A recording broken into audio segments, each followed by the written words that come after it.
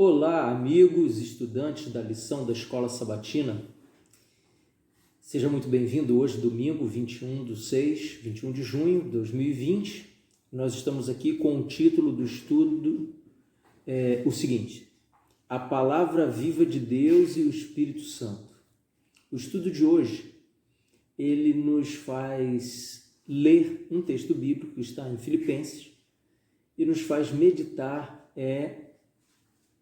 nesse entrelaçamento da Palavra de Deus e o Espírito Santo para produzir frutos na vida do estudante da Palavra, da Bíblia, das Escrituras Sagradas. Eu convido você a ler o texto que está em Filipenses no capítulo 2, do verso 12 até o verso 16.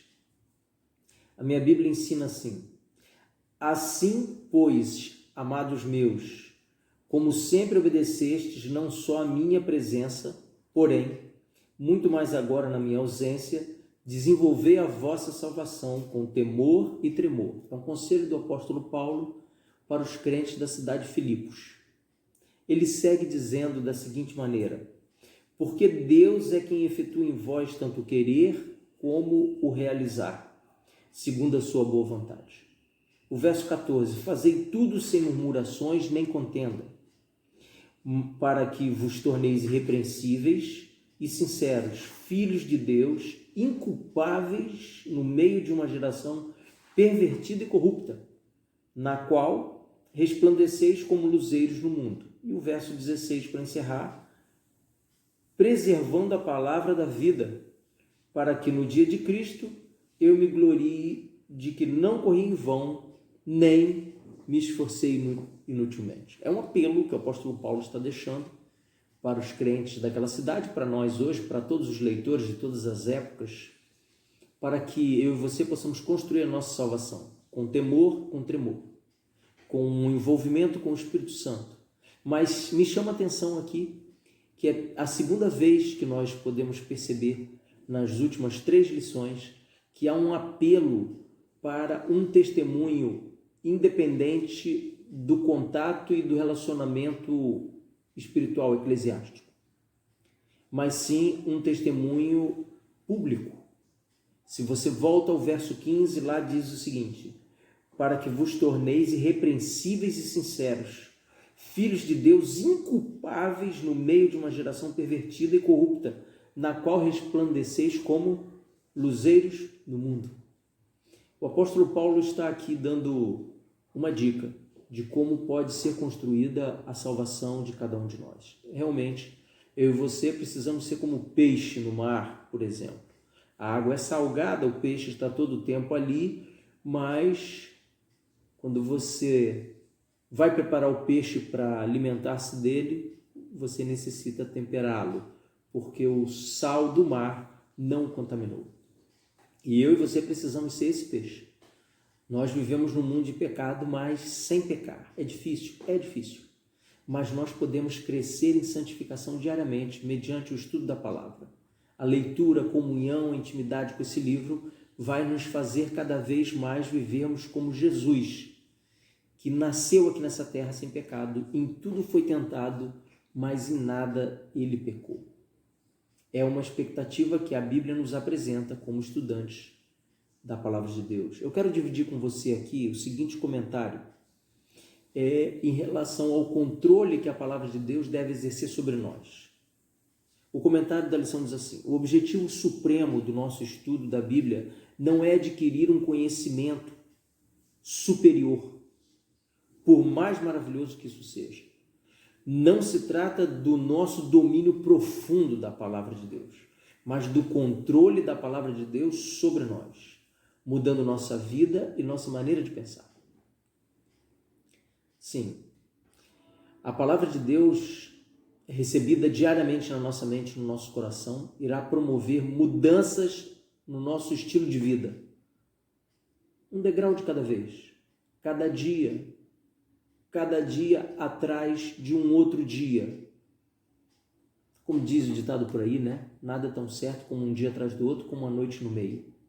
Mas é preciso que eu e você possamos ler a palavra profética diariamente, para que ela promova os conselhos, através do conteúdo que foi absorvido na leitura, sob a influência do Espírito Santo na nossa vida, quando temos que tomar decisões.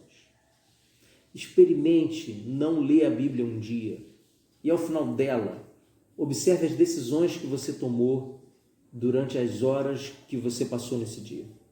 No dia seguinte, leia a Bíblia de forma dedicada, bem cedo. E, ao final do dia, faça um comparativo de como foi a sua reação em relação às tentações, por exemplo. A escolha, diz o comentário, às vezes envolve uma luta intensa, pois estamos travando uma batalha a respeito de quem terá supremacia em nosso pensamento e em nossa vida. E no fim, apenas 2 lados para escolher. Sim, o lado de Jesus Cristo ou o lado de Satanás. Nós temos dito sempre, e vamos repetir aqui mais uma vez, eu e você vivemos numa terra onde o pecado é o instrumento de Satanás para o conflito entre Satanás e Jesus Cristo. E nesse grande conflito entre o bem e o mal, eu e você somos seres humanos que estamos sujeitos à influência dos 2 lados. Mas a melhor notícia é que nós temos a liberdade de escolher para qual lado vamos nos direcionar. Entenda uma coisa, você não é obrigado a servir Jesus Cristo, mas você também não é obrigado a servir Satanás. Você pode escolher.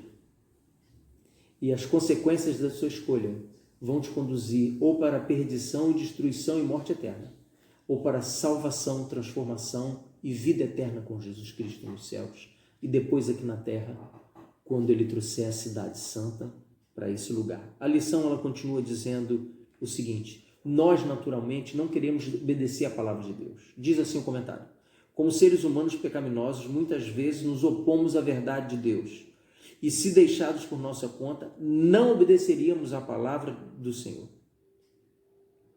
Sem o Espírito Santo, não há afeição pela mensagem de Deus. Olha que coisa curiosa, diz o autor. Não há esperança, confiança, nem amor em resposta à verdade. Por meio do Espírito Santo, Deus realmente efetua em nós tanto o querer como o realizar, como lemos agora há pouco em Filipenses. Naturalmente, eu e você não temos nenhuma simpatia pela palavra de Deus, porque o pecado é em nós, e o pecado é treva, e a palavra de Deus é luz. E onde está a luz, a treva não está. E onde está a treva, a luz precisa penetrar. Ou seja, no nosso coração. A lição segue ensinando da seguinte maneira: Ele traz o Espírito Santo, as verdades da palavra à nossa atenção e nos dá novas percepções sobre elas, para que nossa vida seja caracterizada pela fidelidade e obediência amorosa à vontade de Deus. Sim, a influência do Espírito Santo nos produz este resultado. Eu vou repetir para você. Ele, o Espírito Santo, traz as verdades da palavra à nossa atenção e nos dá novas percepções sobre elas, para que a nossa vida seja caracterizada pela fidelidade e obediência amorosa à vontade de Deus, não uma obediência obrigada, contrariada, forçada. O Senhor Deus nem quer isso de nós. Ele espera que o sirvamos por gratidão em resposta à salvação de Jesus Cristo. É isso que Ele espera de nós. Se você está se aproximando de Deus porque você tem medo de Satanás, em parte você tem alguma razão, porque Satanás é poderoso e é mau. Mas entenda, não busque a proteção divina com medo de que Deus o reprima se você se afastar dele. Ele sempre estará de braços abertos para receber a mim e a você, em todos os momentos da nossa vida. Os mais obscuros, os mais vergonhosos, os mais cheios de trevas. O Senhor Jesus, o Senhor Deus e o Espírito Santo estarão sempre de braços abertos para acolher os seus filhos. A Bíblia ensina essa doutrina, essa verdade. Ninguém é capaz de explicar as Escrituras sem auxílio do Espírito Santo. Mas quando tomamos a palavra de Deus e com o coração humilde e dócil, os anjos de Deus estarão ao nosso lado para impressionar-nos com as evidências da verdade. Veja bem, aqui que dica maravilhosa a lição está nos dando. Esse texto está no livro de Ellen White, Mensagens Escolhidas, no volume 1, na página 411. A nossa postura, o nosso espírito, a nossa decisão de nos aproximarmos da Bíblia de forma humilde e dócil faz com que os anjos de Deus se aproximem de nós e nos influenciem a entender as verdades bíblicas de forma que a nossa vida seja transformada. Além do Espírito Santo, aqui nós vemos uma declaração sobre o ministério dos santos anjos. Eu e você somos livres. E você pode e deve escolher ler a palavra de Deus diariamente, sob a orientação do Espírito Santo, com o coração contrito, humilde, buscando na posição de aluno, de estudante, escavar verdades bíblicas para o meu e para o seu crescimento espiritual. Eu quero dividir com você ainda 2 ou 3 comentários que a lição nos traz a respeito desse assunto e que são muito pertinentes.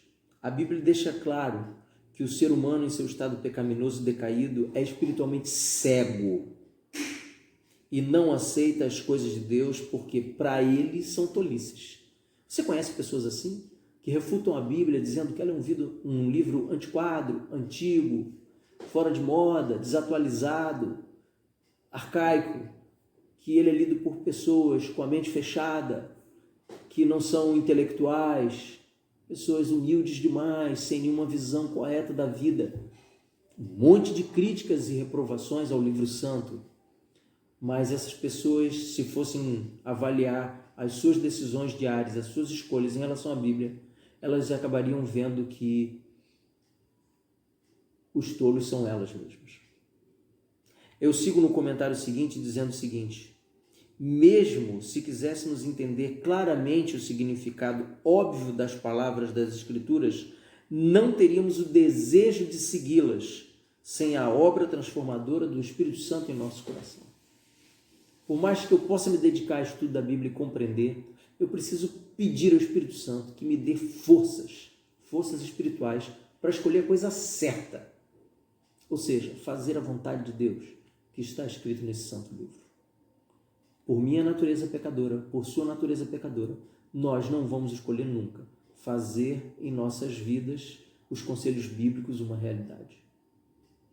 Eu sigo com outro conselho que diz assim: sem o Espírito Santo, não teremos apreço pela mensagem divina e nenhum desejo de obedecer-lhes.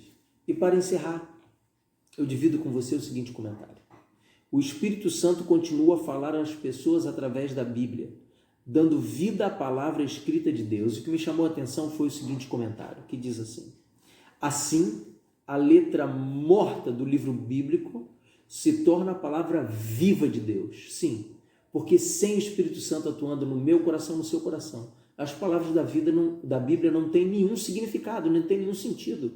Elas estão mortas para nós. Mas pela atuação do Espírito Santo, a palavra morta da Bíblia se torna a palavra viva de Deus. E o comentário segue ensinando que é mais afiada do que uma espada de 2 gumes, cortando o mais íntimo do nosso ser, transformando nossa vida, nos trazendo luz às suas verdades.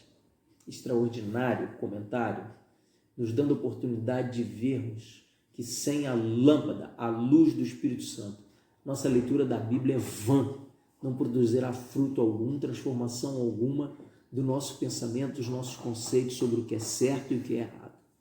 Ao lançarmos mão do serviço maravilhoso, miraculoso do Espírito Santo, para antes de iniciarmos a leitura, através de sincera e genuína oração, pedirmos a sua instrução, sim, a Bíblia passa a ser um livro de vida. É esse o convite que deixo para você no estudo de hoje. Espero te encontrar aqui amanhã, segunda-feira, dia 22, para um novo tema, para crescermos juntos na palavra do Senhor Jesus. Deus te abençoe. Fica na paz de Jesus. Amém.